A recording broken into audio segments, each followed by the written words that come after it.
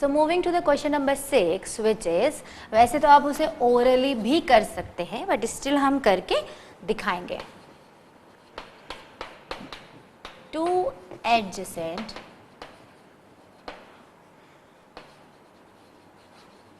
angles of a parallelogram have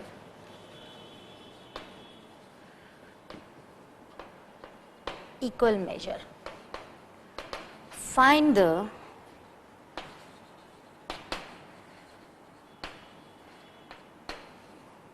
measure of the angles of the parallelogram.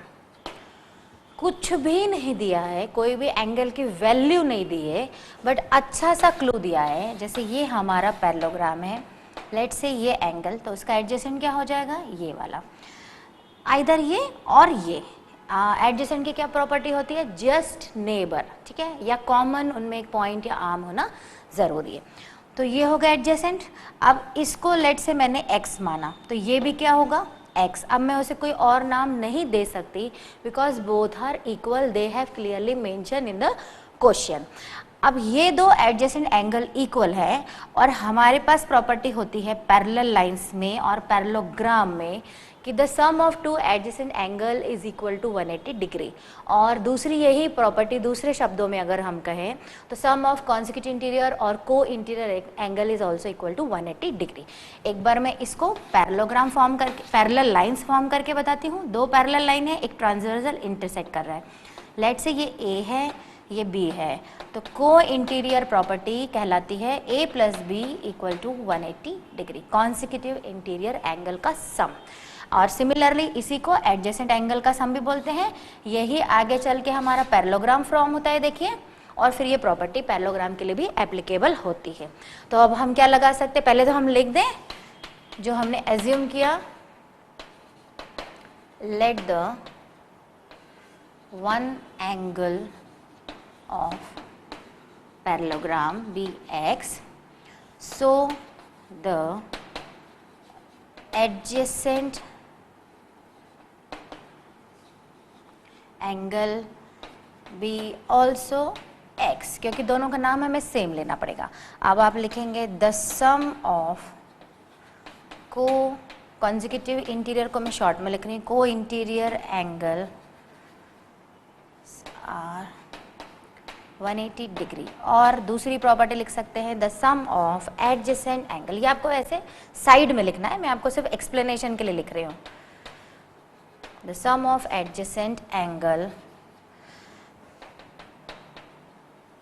Some of adjacent angle is 180 degree. और जो भी बात कर रहे हैं हम, आप लिखेंगे इन अ पैरेललोग्राम, ठीक है। So x plus x equal to 180 degree.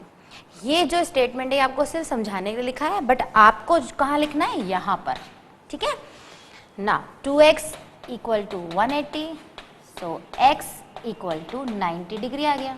एक एंगल क्या आ गया, 90 डिग्री। जब वन एंगल इज 90 मीन्स ये वाला 90 है, तो ये भी ऑटोमेटिकली 90 हो जाएगा। और ये पैरेललोग्राम अब कौन सा है, ये पैरेललोग्राम रेक्टेंगल बन गया है ना। ये तो मुझे पता नहीं था, तब मैंने पैरेललोग्राम लिया, बट एंगल 90 आ चुके हैं। तो 90, if one angle is 90 means other all are 90 because opposite angles are equal, so this is 90, this is 90. Adjacent angle का sum 180, so this is 90 and this is 90. And again opposite की property और co-interior की property और adjacent equal की कोई भी property आप लगाएं, all four angle will be 90. तो मेरा पैरेललोग्राम actually कैसा होगा इस क्वेश्चन के हिसाब से, ऐसा, बट हम पहले पता नहीं है तो ऐसा लिख के चलेंगे कि ये पैरेललोग्राम है, उसका एक एंगल x है, तो उसका एडजेसेंट भी क्या होगा, x होगा। फिर हमने उनकी वैल्यू फाइंड करी, one angle is 90, so in a parallelogram all angles are 90 by the property of one is opposite angles are equal and other is sum of interior और एडजेसेंट एंगल इज 180 डिग्री। तो हमारा जो ये parallelogram है कैसा है, rectangle है, और इसके चारों एंगल क्या है, इक्वल है, ठीक है। तो ये था 6th क्वेश्चन जो बहुत सिंपल था। The adjacent figure, again question में एडजेसेंट वर्ड आया है, इसलिए मैंने लेक्चर के स्टार्टिंग में ही आपको सारे पॉसिबिलिटीज़ डायग्राम के बता दिए थे कि ऑपोजिट क्या होता है, एडजेसेंट क्या होता है, परपेंडिकुलर क्या होता है, जितने भी वर्ड्स आए थे, बाइसेक्टर क्या होता है, परपेंडिकुलर बाइसेक्टर, डायगोनल। इसलिए मैंने आपको स्टार्टिंग में कहा था कि सारी टर्म्स बहुत इंपॉर्टेंट हैं ज्योमेट्री के लिए, ठीक है। द एडजेसेंट फिगर, उसका नेमिंग भी उन्होंने ही दिया हुआ है, HOPW is a parallelogram. Find the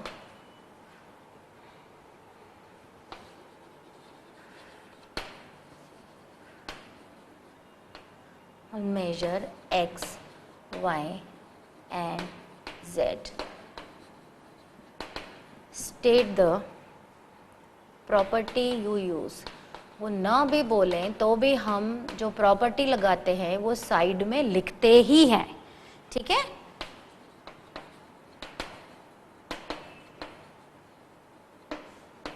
figure जो दिया है, पैरेललोग्राम दिया है,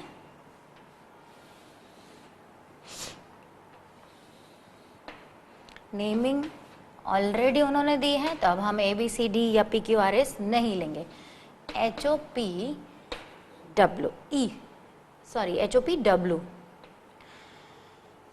Now this is x, this is 40 degree already given है, ये वाले को उन्होंने नाम दिया है z, इसका कोई नेम नहीं है, but exterior of this is 70 degree and इसकी नेमिंग उन्होंने y दी है। और अब हमको सारे एंगल्स फाइंड करना है।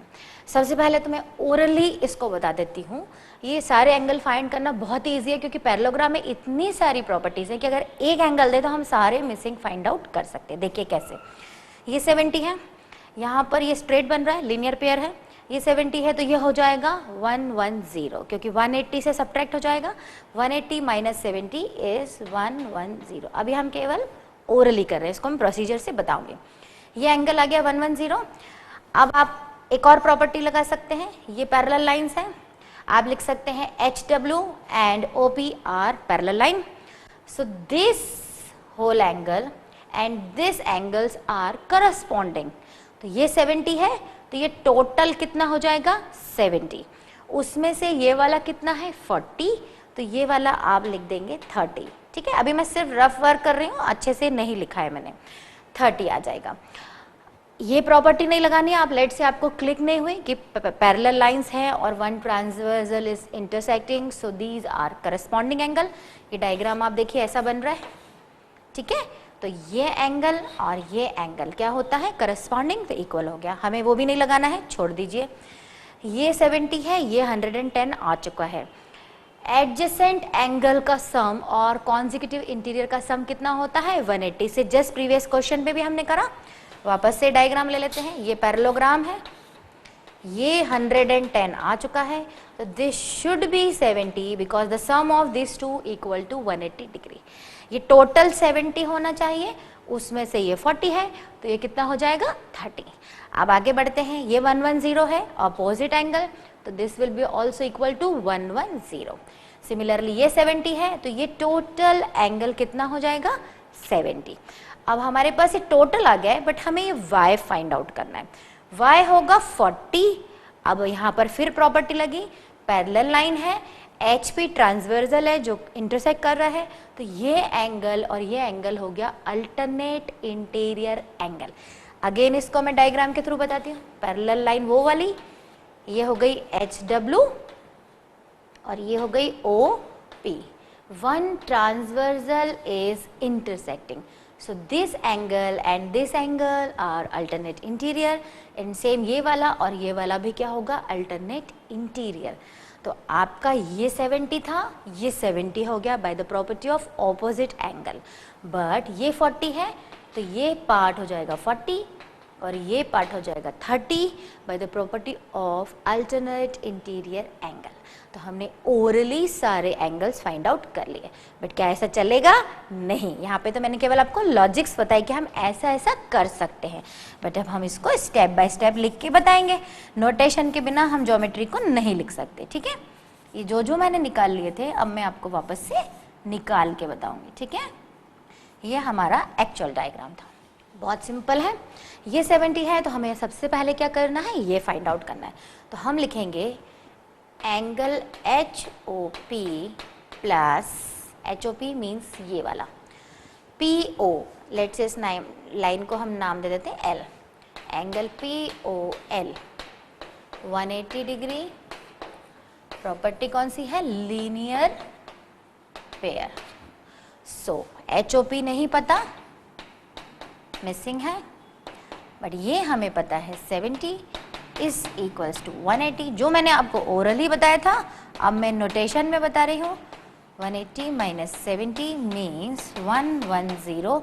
लेट्स से मैं डिग्री लगाना कहीं स्किप कर दूँ, भूल जाऊँ, तो आप ज़रूर लगाएंगे क्योंकि एंगल हमेशा डिग्री में ही होगा।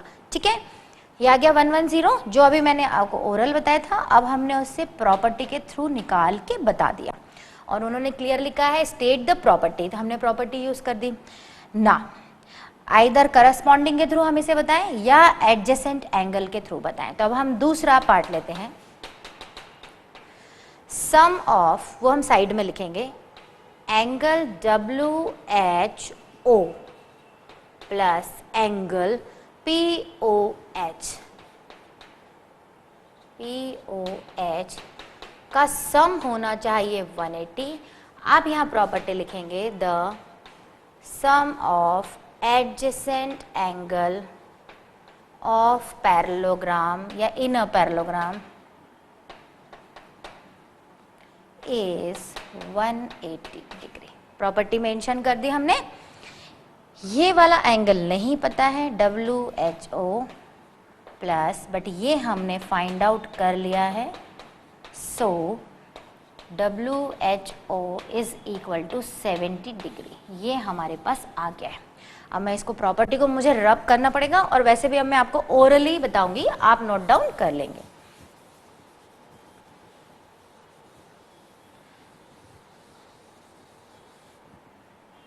ना WHO टोटल एंगल आ गया है 70 डिग्री। अब WHO किस किस से मिलके बना है, तो now I will write WHP plus PHO is equal to WHO, दोनों angle this one and this one, ये टोटल मिला के 70 डिग्री है, इनका सम 70 आया है। उसमें से WHP हमें दिया है 40, ये हमें नहीं पता है, तो ये हो जाएगा ऑटोमेटिकली 30। ठीक है, बट स्टिल हमें करके दिखाना था, तो हमने वो बताया। ठीक है, 70 माइनस 40 मीन्स 30 डिग्री। तो हमारे पास वो पार्ट्स भी आ गए। अब हम यहाँ लिख सकते हैं Z इज 30 डिग्री। PHO जो था वो Z था, ये मैं भूल गई लिखना, तो अब मैं लिख देती हूँ Z इज 30। और यहाँ पर हमारा क्या आया था, ये तो नाम ही नहीं दिया था। अब हमें Y निकालना है और X। अब हम लिखेंगे X इज ऑल्सो 110। आप प्रॉपर्टी साइड में लिखेंगे opposite angles of parallelogram are equal. ठीक है, ये हो गई प्रॉपर्टी। तो x भी आ गया हमारे पास 110। अब हमें केवल y पता करना है, बाकी हमने सारे निकाल लिए। y के लिए हम कौन सी प्रॉपर्टी लगाएंगे, अल्टरनेट इंटीरियर। लिखेंगे कैसे, WH and PO are parallelogram. In parallelogram WH and PO are parallel, so I can write WH parallel to PO and transversal HP is intersecting these two parallel lines। ठीक है, bye the property of side में लिखें, वो ज़्यादा better होता है। Therefore angle Y is also 40 degree. यहाँ आप साइड में लिखें बिकॉज ऑफ अल्टरनेट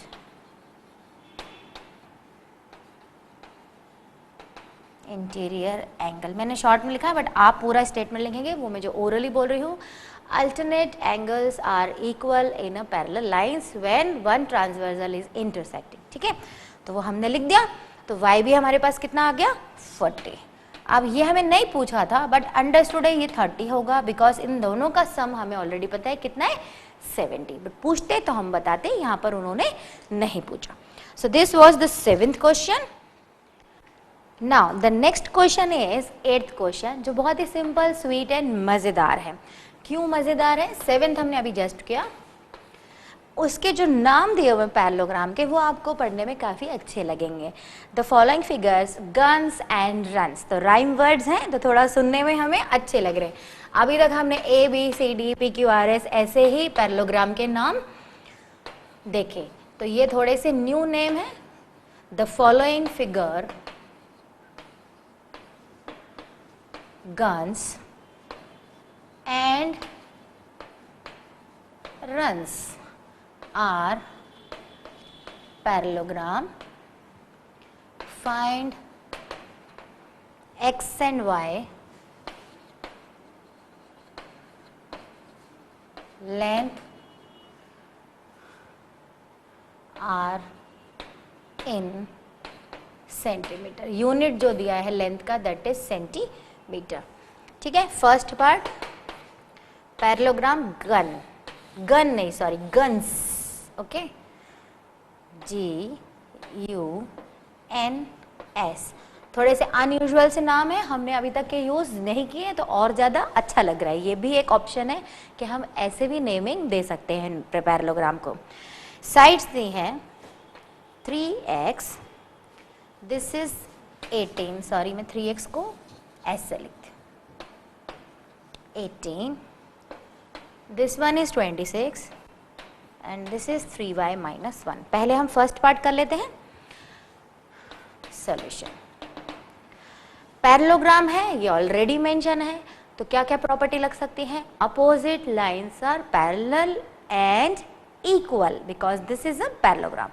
तो first property is SN parallel in a parallelogram, in a parallelogram guns, the side SN parallel to GU, ठीक है, and SN is equal to GU।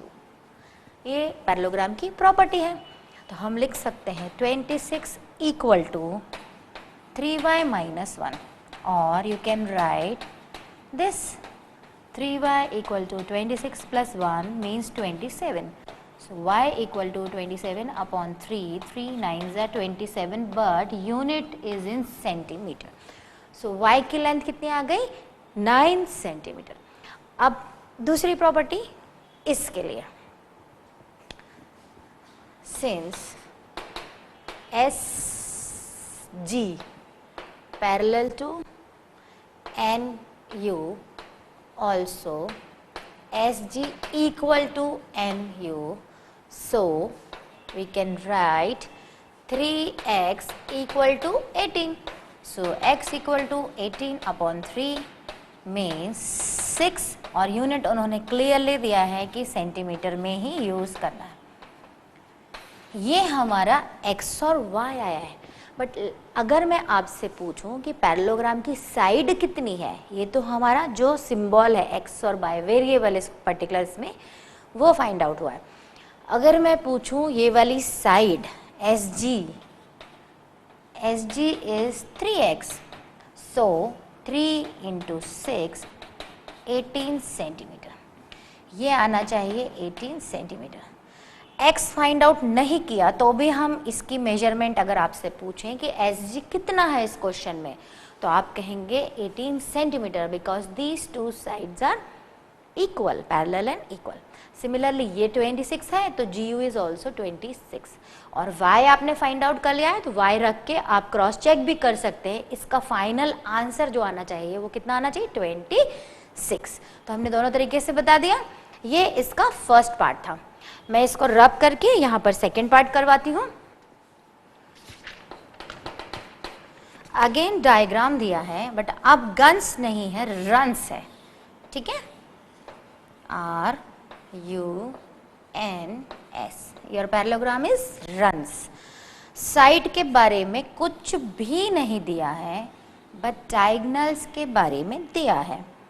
This is 20, this is y plus 7, x plus y, ये जो भी दिया है ये मतलब यहाँ से है, ये लेंथ x प्लस वाई है, ये लेंथ y प्लस 7 है, ये यहाँ O से S तक 20 है और O से R तक 16 है और सारी यूनिट जो है वो अंडरस्टूड है कि सेंटीमीटर में है, ठीक है।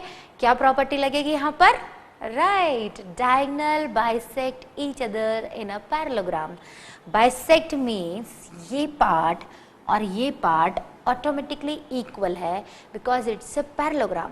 पैरेललोग्राम की जब भी बात करते हैं तो उसके जो भी डायगोनल होते हैं, ये डायगोनल है लेट्स से, जहाँ भी इंटरसेक्ट कर रहे हैं, मान लीजिए O पे इंटरसेक्ट कर रहे हैं, बाइसेक्ट यानी अगर ये 12 सेंटीमीटर का था तो ये 6 हो जाएगा और ये 6 हो जाएगा। लेट्स से ये वाला डायगोनल 10 सेंटीमीटर का था तो ये 5 हो जाएगा और ये 5 हो जाएगा O से, ठीक है, O से सारे इसके पार्ट्स हो गए।